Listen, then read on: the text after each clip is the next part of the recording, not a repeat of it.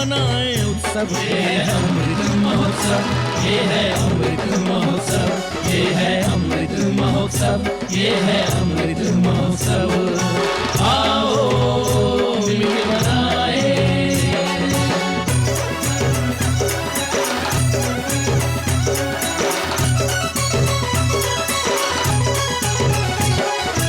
आजादी की ऊर्जा का है अमृत, नए नए विचारों का है अमृत, नए नए संकल्पों का है अमृत, आत्मनिर्भरता का ये अमृत।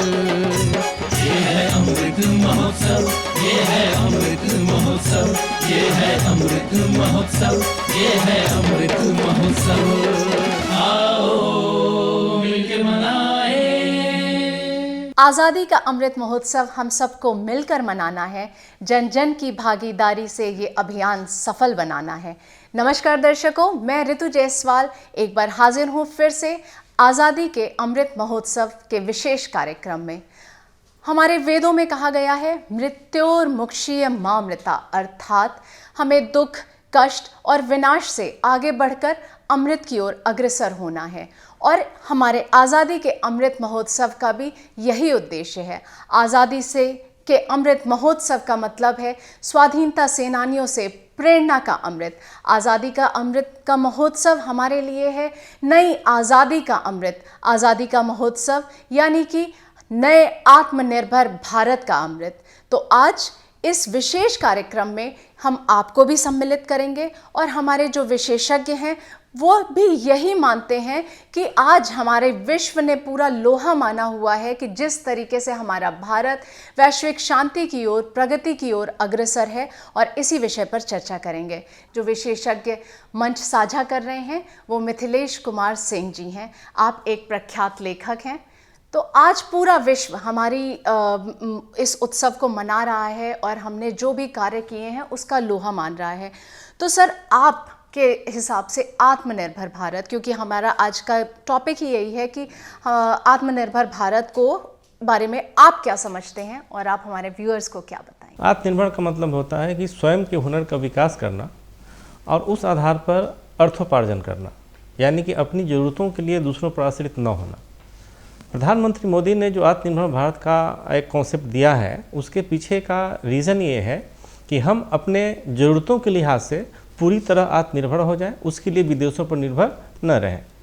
सर, आपने अभी बताया कि आत्मनिर्भर भारत के मायने बहुत ही अच्छी तरीके से कि हमारे प्रधानमंत्री मोदी जी के द्वारा भी हैं। अभी जो हमने वैक्सीन का निर्माण किया है उसका लोहा भी पूरा विश्व मान रहा है। आज सिर्फ हम नहीं, पूरी दुनिया देख रही है कि जिस तरीके से हम लोगों ने और देशों को भी मदद किया है। तो सिर्फ अगर वैक्सीन की बात ना की जाए, आत्मनिर्भरता के बहुत सारे मायने हैं जो आपने बताया भी है। मैं चाहूँगी आप कहाँ पे देखते हैं इस आत्मनिर्भरता के मामले में भारत को? देखिए, जहाँ तक आत्मनिर्भर भारत की बात है तो उसका कॉन्सेप्ट सबसे पहले 1930 में आया, जब महात्मा गांधी ने सविनय अवज्ञा आंदोलन की शुरुआत की 12 मार्च को। उस आंदोलन में महात्मा गांधी ने दांडी यात्रा किया था और दांडी यात्रा में उन्होंने अंग्रेज़ों के नमक कानून को तोड़ा था। उस समय नमक के निर्माण पर केवल अंग्रेज़ों का ही एकाधिकार था, लेकिन गांधी जी ने इसका विरोध किया और नमक खुद बनाकर जो है इस कानून को तोड़ा। इसके बाद पूरे देश में जो है नमक कानून को तोड़ने का एक सिलसिला चल पड़ा। और उसी आंदोलन के दरमियान जो है विदेशी कपड़ों को जलाने की भी प्रक्रिया शुरू हुई और स्वदेशी सामान को उपयोग करने का एक अभियान चला। तो कहा जा सकता है कि जो आत्मनिर्भर भारत का जो कॉन्सेप्ट है उसका ओरिजिन पॉइंट इस माने आधुनिक काल में वही माना जाना चाहिए मेरे हिसाब से। फिर बाद में आप भी सब लोग जानते होंगे कि उस आंदोलन के आधार पर ही जो 1935 का संविधान का अधिनियम लागू किया गया और संपूर्ण स्वराज का ही मांग उसी आंदोलन के दरमियान किया गया था। तो एक भारतीयता का और आत्मनिर्भर भारत का कॉन्सेप्ट वहीं से शुरू हुआ और लोगों को लगा कि नहीं, भारत के अंदर हर चीज़ों का निर्माण होना चाहिए और हमें विदेशों पर निर्भर नहीं रहना चाहिए। हाँ, देश आज़ाद हुआ, फिर सरकार बनी, पता नहीं क्यों फिर उस हिसाब से हमारे देश के लोगों ने नहीं सोचा। लेकिन यहाँ तक बात है कि गांधी जी का ये मानना था कि आत्मनिर्भर गांव के स्तर पर लोगों को होना चाहिए।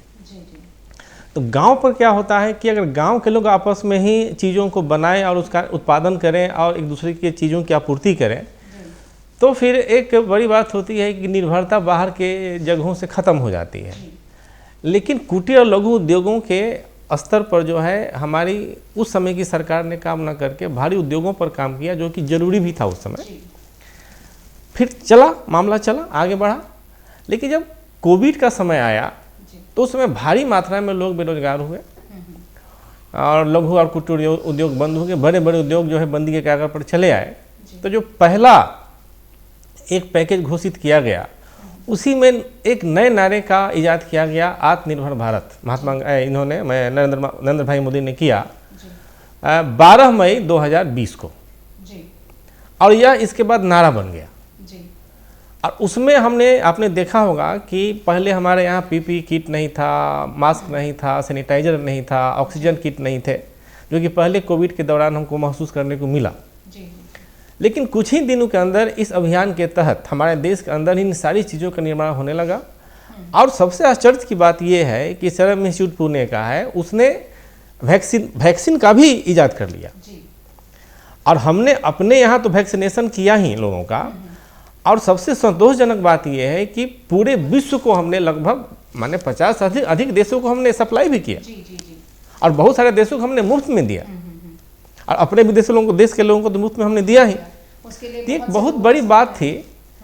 और ये साबित करता है कि एक मानसिक दशा को बदलकर हम किस तरीके से पूरी स्थिति को बदल सकते हैं, ये प्रधानमंत्री मोदी ने साबित किया। आज़ादी के अमृत महोत्सव के दौरान अभी आपने बताया कि हम लोगों ने वैक्सीन भी सप्लाई किया और एक बहुत अच्छी पहचान भारत की बन गई है। हमारे माननीय मोदी जी का ये भी एक मानना है कि इसमें जन जन की भागीदारी हो और हर तरीके से हर व्यक्ति इसमें सम्मिलित हो, नए नए आइडियाज़ आएँ। उन्होंने बहुत सारी प्रतियोगिता इसीलिए की, बहुत सारे अभियान किए जिससे लोगों के आइडियाज़ आएँ और नए दिमाग से नए चीज़ों की उपज भी हो। आप स्वयं एक बहुत प्रख्यात लेखक हैं मिथिलेश जी, तो मैं चाहूँगी आप कैसे देखते हैं इस तरीके से वैचारिक आत्मनिर्भरता की अगर हम लोग बात करें, तो यहाँ पे लोगों का जो सुझाव है वो कितना कारगर होगा और किस तरीके से उन्होंने बढ़ चढ़कर हिस्सा लिया, ये आप हमारे दर्शकों को ज़रूर बताएं। वैचारिक आत्मनिर्भरता की बात आपने मैडम किया, तो मैं आज़ादी के पहले से इसको शुरू करूँगा। एक ऐसा कॉन्सेप्ट आया आज़ादी के पहले, अंग्रेज़ों ने उसमें योगदान दिया, कुछ इतिहासकारों ने भी दिया, कि भारत एक राष्ट्र है ही नहीं। भारत को राष्ट्र के रूप में अंग्रेज़ों ने विकसित किया। तो उस मामले में महात्मा गांधी अक्सर कहा करते थे, ये बहुत जोरों से चला था उस समय बौद्धिक हलकों में, तो महात्मा गांधी अक्सर कहा करते थे कि अगर भारत एक राष्ट्र था ही नहीं तो फिर अंग्रेज़ों ने या मुगलों ने किस देश पर शासन किया, किस देश पर अधिकार किया। तो ये जो भारत एक राष्ट्र नहीं था का नैरेटिव स्थापित किया गया, यह वैचारिक गुलामी थी। यह कहीं ना कहीं हमारे देश के कॉन्सेप्ट को नकारने का इसके पीछे मंशा था।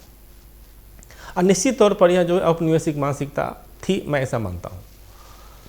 फिर बाद में क्या हुआ कि बहुत सारी चीज़ों को जो हमारे देश की थी और उसका योगदान, उस कॉन्सेप्ट का, उस तकनीक का, उस विचार का योगदान हमारे देश के विकास में बहुत अच्छे तरीके से हो सकता था।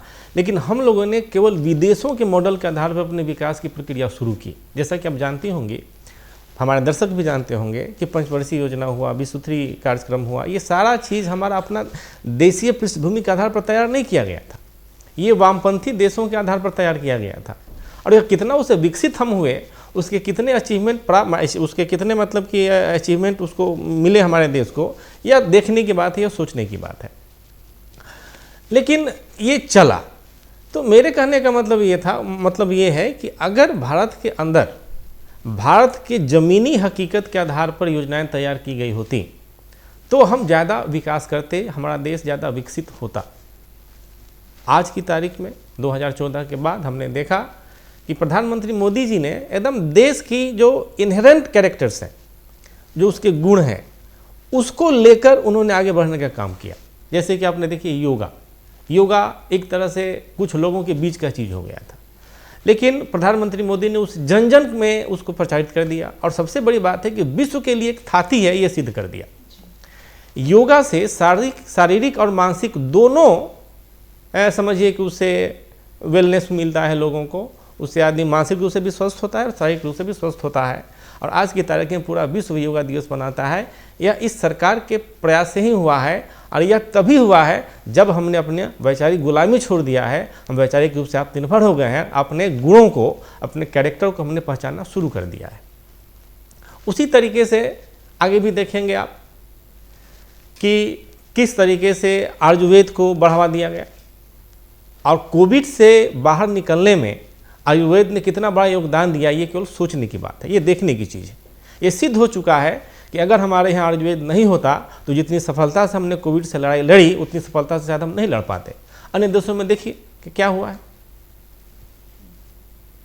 तो ऐसा मुझे लगता है कि वैचारिक आत्मनिर्भरता का मतलब ये हुआ कि आपके अंदर की जो अच्छी चीज़ें हैं उसको आप स्वीकार करिए। एक बात और मैं और बताना चाहूँगा कि आज आज़ादी के 75 साल होने को आए हैं, लेकिन हमारे यहाँ जो शिक्षा का माध्यम है, उच्च शिक्षा का माध्यम है, तकनीकी शिक्षा का माध्यम है, वह आज भी मुख्य रूप से अंग्रेजी ही है। आपको यह जान के आश्चर्य होगा कि डॉक्टर अंबेडकर ने शुरू में ही कहा था कि यहाँ के राजकाज शिक्षा का माध्यम संस्कृत होना चाहिए। और उनका मानना था कि उन्होंने कहा था सरकार से, उन्होंने निवेदन किया था कि आप क्या करिए कि 10 वर्षों का एक पीरियड रखिए जिसमें कि धीरे धीरे अंग्रेजी ख़त्म हो जाए और संस्कृत उसको रिप्लेस कर दे। लेकिन उस समय तत्कालीन सरकार ने उसको नहीं माना। आज की सरकार जो है स्थानीय भाषाओं में पुनः शिक्षा के प्रसार का प्रयास कर रही है। ये एक बहुत ही अच्छा कदम है, क्योंकि हम लोग अक्सर देखते हैं कि बहुत प्रतिभाशाली छात्र जो हैं अंग्रेजी के चलते हीन भावना से ग्रस्त हो जाते हैं, और उच्च शिक्षा लेने के लिए उनको आधा से अधिक एनर्जी जो है अंग्रेजी सीखने में लगाना पड़ता है। आप देखिए जर्मनी है, रूस है, जापान है, बहुत सारे देश हैं, उनकी शिक्षा अंग्रेजी में कहाँ होती है, उसकी अपनी भाषा में होती है। रूस में अनेक भाषाएं हैं, सब भाषा में जो है शिक्षा के माध्यम को है प्रसारित किया जाता है। सर, आपने बड़ी अच्छी तरीके से बताया कि हमारी चाहे वो शिक्षा पद्धति की बात की जाए, या हमने जो योग को लिया, या आयुर्वेदिक जिस तरीके से आगे बढ़ रहा है, और आज आयुर्वेदिक का स्थान हमारे विश्व में भी लोग देख रहे हैं और उसको बहुत ही बढ़ावा दिया जा रहा है। कहीं ना कहीं हम बहुत ही आगे की तरफ बढ़ रहे हैं। सर, मेरा अगला प्रश्न होगा, जैसे ये तो आपने वैचारिक स्वतंत्रता की बात कर दी, मेरा अगला प्रश्न होगा कि बहुत से जश्न मनाए जा रहे हैं, इसमें जन जन को, लेकिन इस बार का जो आज़ादी का अमृत महोत्सव है इसमें हर जन को जोड़ने का प्रयास किया जा रहा है, चाहे वो यूथ हो, महिलाएं हो, हर किसी को कोशिश की जा रही है। तो पहले जो इस तरीके के महोत्सव मनाए गए हैं और इस आज़ादी के अमृत महोत्सव की अगर हम लोग बात करें तो इन दोनों में आप क्या फ़र्क देखते हैं? पहले केवल हम लोग उत्सव मनाते थे, कोई भी सेलिब्रेशन हुआ करता था तो उत्सव होगा। लेकिन इस सेलिब्रेशन में अंतर ये है कि हम लोग पूरी तरह इसको समग्रता से मना रहे हैं। मतलब कि इस आंदोलन को हम लोग अपने आर्थिक व्यवस्था से जोड़ दिया है, अपने स्वास्थ्य के सेवाओं से जोड़ दिया है, अपने इनोवेटिव आइडियाज़ से जोड़ दिया है। और सबसे बड़ा बात यह है कि जो हमारा यूनिकनेस है कल्चर के आधार पर, संस्कृति और सभ्यता के आधार पर, उसको भी प्रमोट करने का काम हमने इस अभियान के तहत किया है। तो ये एक अच्छी बात है कि इसके जरिए अपने हम विरासत को, अपने संस्कृति को, अपनी परंपराओं को पुनः जानने का प्रयास कर रहे हैं। और जैसे कि stand up India, startup India, make in India जैसे चीज़ों को इसके साथ जोड़ दिया गया है, और युवाओं को प्रोत्साहित करने का प्रयास किया जा रहा है कि आप देश के निर्माण में अपने अमूल्य योगदान को दें। ये एक सबसे बड़ी बात है, और युवा वर्ग हमारा इंस्पायर होकर यहाँ लग रहा है। तो यहाँ लगता ये है कि हम केवल उत्सव नहीं मना रहे हैं, अपने ऊर्जा को देश के जो संरचनात्मक विकास है उसमें लगा रहे हैं अभियान के तहत, एक उत्सव के तहत। ये अच्छी बात है, एक पॉजिटिविटी के साथ। तो सर, जन भागीदारी के इस महोत्सव में, मतलब जिसमें पूरी कोशिश की है माननीय प्रधानमंत्री जी ने भी कि हर कोई जुड़े, और अभी आपने युवा वर्ग की बात की, तो युवाओं के लिए सबसे बड़ी चीज़ ये है कि वो अतीत से भी अपने, क्योंकि हमारा अतीत, हमारी कला, हमारी धरोहर, वो सबसे जुड़ा रहे, हमारी संस्कृति, यही हमारी पहचान है। और यदि आगे भविष्य की बात की जाए तो हमारा देश युवाओं के ही हाथ में है। यदि युवा वर्ग सशक्त होगा तो देश ऑटोमेटिक आगे बढ़ेगा। तो मैं चाहूँगी आप ये बताएं कि युवा वर्ग जो कि आगे बढ़ रहा है और इसमें शामिल हो रहा है, वो कितना कारगर होगा और ये कितना अच्छा काम कर रहा है। युवाओं को हम देख रहे हैं कि गलत गलत नैरेटिव में फंसाने का प्रयास किया जा रहा है कुछ शक्तियों के द्वारा, जो ठीक नहीं है। इस आज़ादी के अमृत महोत्सव में एक सही नैरेटिव को स्थापित करने की आवश्यकता है। हमारे बहुत सारे महापुरुष हैं जिनको अपने तरीके से पेश किया जा रहा है, ये भी ठीक नहीं है। देश की विरासत को गलत तरीके से पेश किया जा रहा है, ये भी ठीक नहीं है।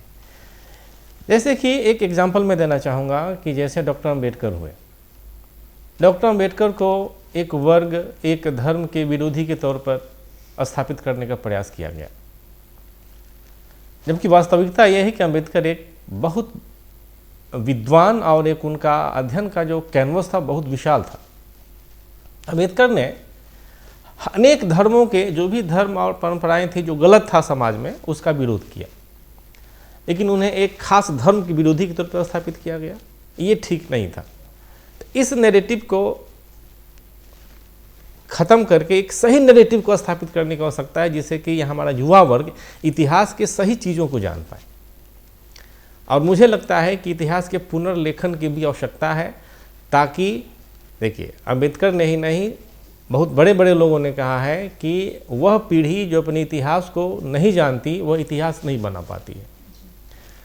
तो वास्तविकता यह है कि बहुत सारे ऐसे फैक्ट्स हैं इतिहास में जो कि सत्य से बहुत परे हैं और उसको समझने की आवश्यकता है।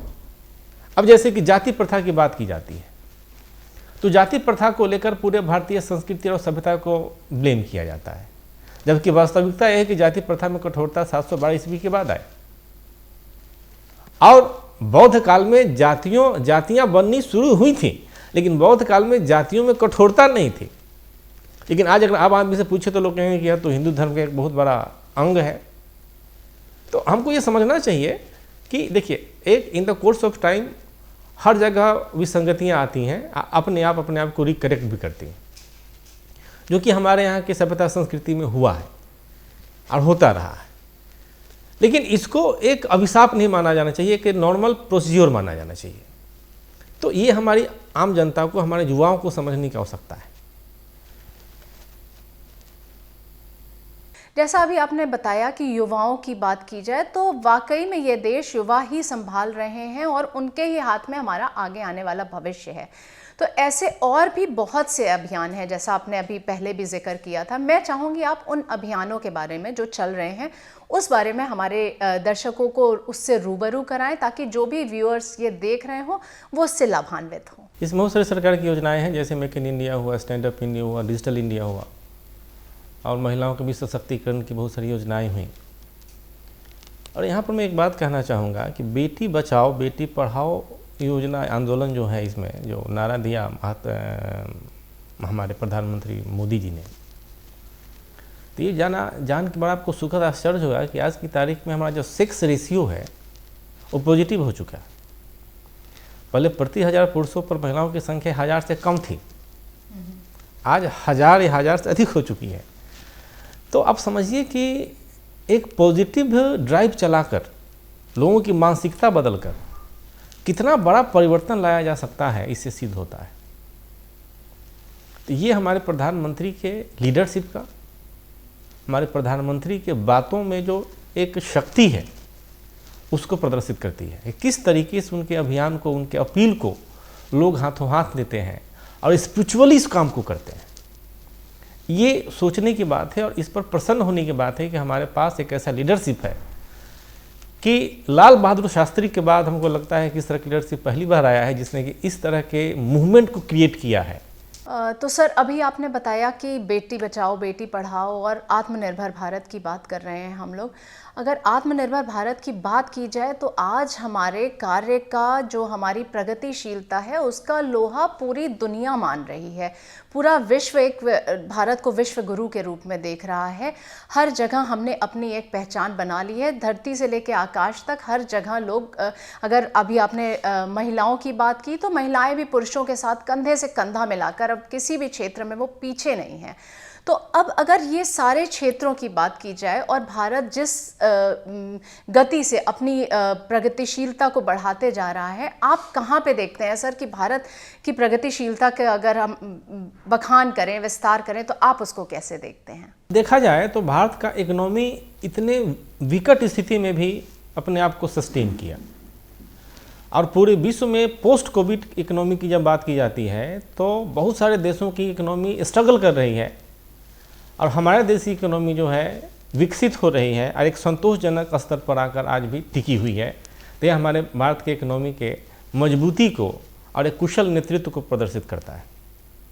यहाँ तक टेक्नोलॉजी की बात है तो जिस तरीके से टेक्नोलॉजी यानी कि संधान या कह सकते हैं कि आविष्कार और रिसर्च हो रहे हैं तकनीक के आधार पर नई चीज़ों के लिए, वह भी हमारे लिए एक तरह से संतोष का विषय है। क्योंकि जैसे कि देखिए वैक्सीन का इजाद होना एक बहुत बड़ी बात है, और सबसे बड़ा बात है कि वह देश जहाँ की कहा जाता था कि स्वास्थ्य व्यवस्था बहुत कमज़ोर है, वहाँ अपने गुणवत्ता के बल पर उस समस्या से सफलतापूर्वक लड़ लेना यह भी एक बहुत बड़ी बात है। तो तकनीक के लिहाज से भी हम आगे बढ़ रहे हैं। जहाँ तक इंफ्रास्ट्रक्चर है तो आप लोग जानते होंगे कि आप कुछ भी कर लें, लेकिन जब तक इंफ्रास्ट्रक्चर बहुत मजबूत नहीं रहेगा, एमिकेबल नहीं रहेगा, तो उसका इकोनॉमिक डेवलपमेंट का कोई मतलब नहीं रह जाता है, आप कुछ कर ही नहीं पाते। लेकिन जो सड़कों पर ध्यान दिया जाना वाजपेयी के ज़माने से शुरू हुआ, वह आज आकर एक वह नई ऊंचाइयों को छू रहा है। आप भारत के किसी भी क्षेत्र में सड़क मार्ग से जा सकते हैं, आ सकते हैं, एक बहुत बड़ा परिवर्तन है। प्लस बिजली की व्यवस्था लगभग 24 घंटे रहती है, एक बहुत बड़ा परिवर्तन है। उसी तरीके से हमारा देश विश्व में एक बहुत बड़े मार्केट के तौर पर देखा जाता है, यानी कि यहाँ डिमांड है। तो जितने भी तत्व हैं आत्मनिर्भर भारत के लिए, वह एक पॉजिटिव एस्पेक्ट लेकर खड़े हैं। और मुझे लगता है कि जिस तरीके से प्रधानमंत्री जी ने इस अभियान को चलाया है, इन सारे तत्वों के आधारों के आधार पर हमारा देश बहुत जल्दी ही विकसित हो जाएगा और विश्व नेतृत्व करेगा, ऐसा मैं समझता हूँ।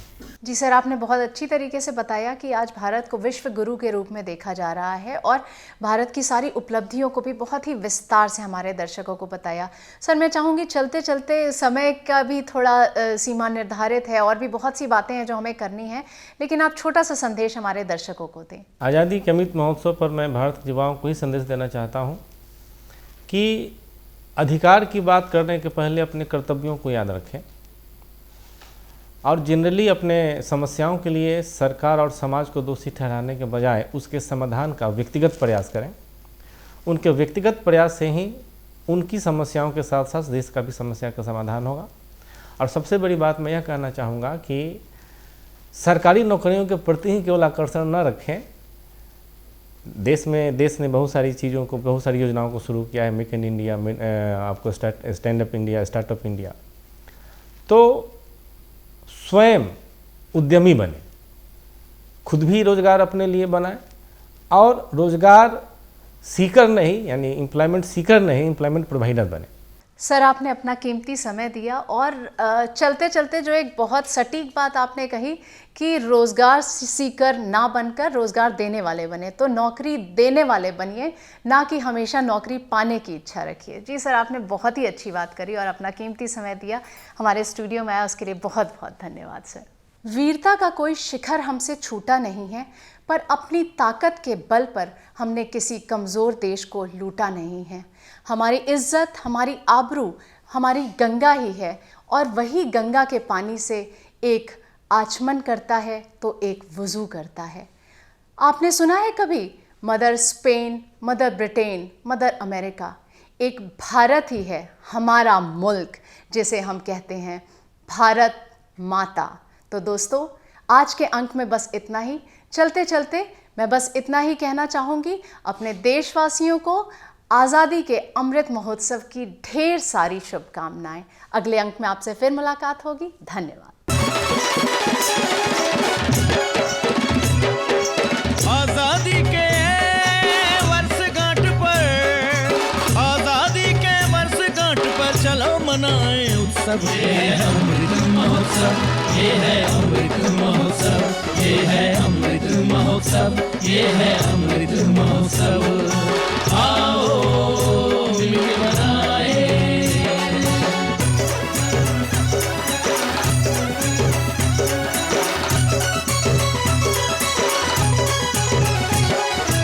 आजादी की ऊर्जा का है अमृत, नए नए विचारों का है अमृत, नए नए संकल्पों का है अमृत, आत्मनिर्भरता का ये अमृत। ये है अमृत महोत्सव, ये है अमृत महोत्सव, ये है अमृत महोत्सव, ये है अमृत महोत्सव।